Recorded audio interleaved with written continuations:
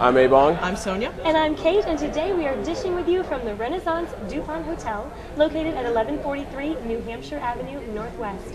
And our stomachs are grumbling because we really want to dig into these blue cheese and bacon sliders with the pear ketchup, but we're going to wait just for a few minutes more, and then you can dig into them. Tired of waiting. I can smell the bacon from here. But our guest today is Willie Jolley, who is the author of Turning Setbacks to Greenbacks. Lovely. I mean, I love the book. You like the book? I like the cover. I kind of want greenbacks. You're excited. He's so excited. I mean, it's something that it looks really amazing. So, how did you decide to go down this route? Well, I wrote a book that has gone on to be an international bestseller about 10 years ago called A Setback is a Setup for a Comeback. And the book has done exceptionally well around the world, and it's gotten me known around the world, and to be able to travel in Australia, New Zealand, Japan, South Africa, and I've had a great time. Last year, about this time, I heard a story, you all heard it about the same story, about a gentleman in California who lost his job at a healthcare organization.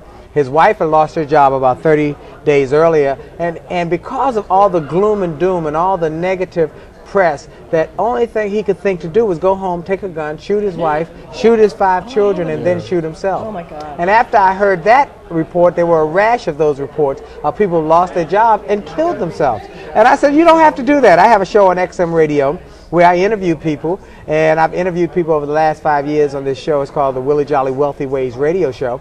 And during that show, I've interviewed these people who've become wealthy in the midst of tough economic times. And I said, you don't have to do that. There are strategies for becoming wealthy even in the midst of recessions, depressions, and tough economic times. And so I wrote the book from all of the interviews and all of the people I've talked to, as well as the experiences that I've had.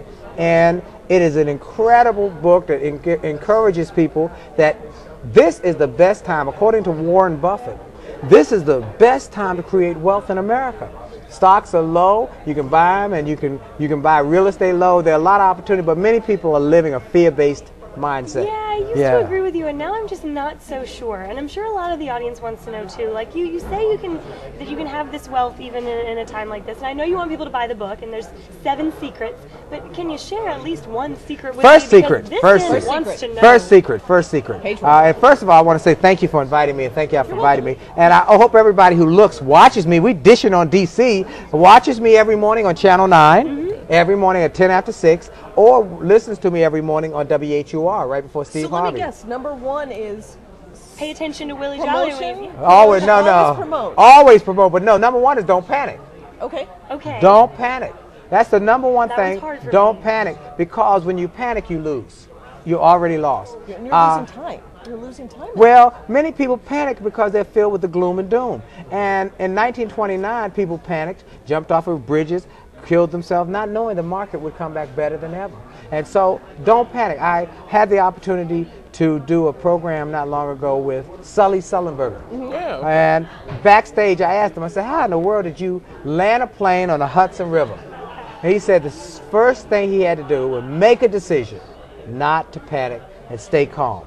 He had 2 minutes from the time the birds hit the engine to the time the engines failed. He had 2 minutes to make a decision. He couldn't land over Manhattan. There was no space. He couldn't get back to the airstrip, and all he had was 2 minutes to figure out where was some real estate. And he said once he realized the Hudson River was the only option, he decided to stay calm. And in those 2 minutes, he was able to land a plane and save 150 people out of 150 people. You are one of the most sought-after inspirational speakers in Washington, D.C. How did this become your job? Good story. Because you don't just, you're not inspiring. You have to have sort of a setback. You don't go to school to become.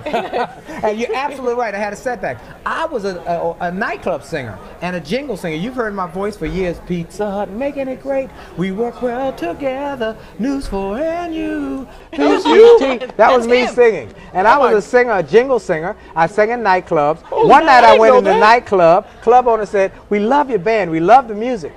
But we've decided to cut costs. And the band's the biggest cost. And we're trying to get a better return on investment. I said, but what about my bills? And I learned that night, nobody cares about your bills but you and the people you owe. Am I right about it? That is right. And I said, I got to do something else. I took a job with the Washington, D.C. public school system as a drug prevention coordinator, talking to little kids about staying away from drugs. And it was during that year I discovered an ability that I didn't know I had, to use words to communicate.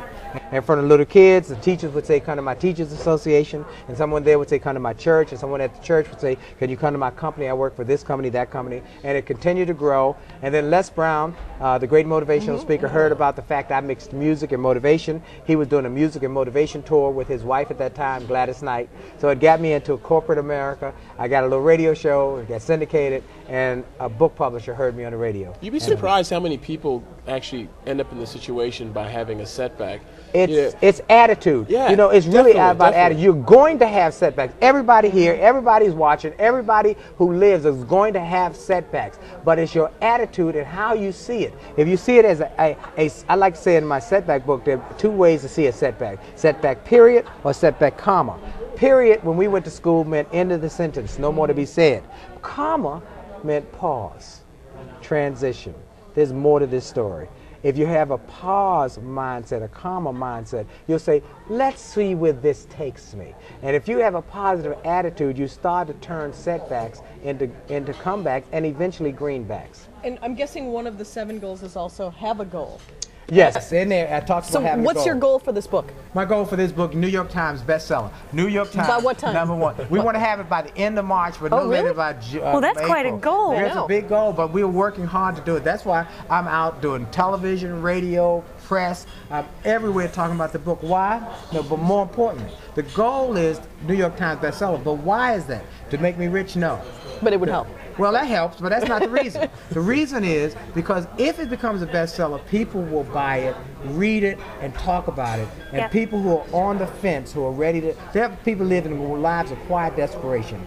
People who might otherwise jump off a bridge will say, maybe I can make it. And Pause, as you said, take a and comma, if I do that, I've done my work. I've done my job. You know, God's gift to us is life. Our gift to God is what we do with our lives. And so I hope that when I come to die, my days come to end, which we all going to end one day. When my time comes to end, that they'll be able to say, this guy lived a life well. And he did as Martin Luther King said, if you're called to be a street sweeper, sweep streets as Michelangelo painted, as Beethoven created music, as Shakespeare created poetry. Live your life so that you make a difference. And then you'll come to die, the host of heaven will say, there lived a person who did their job well. So I just say thank y'all for having me. Willie. WillieJolley.com. Y'all go to WillieJolley.com. Bestseller list by the end of this month. Hello. God bless y'all. Thank you. Experience setbacks, but comma. We're going to be coming back next week, and so should you. Come back and watch us on the District Dish. Y'all are fabulous.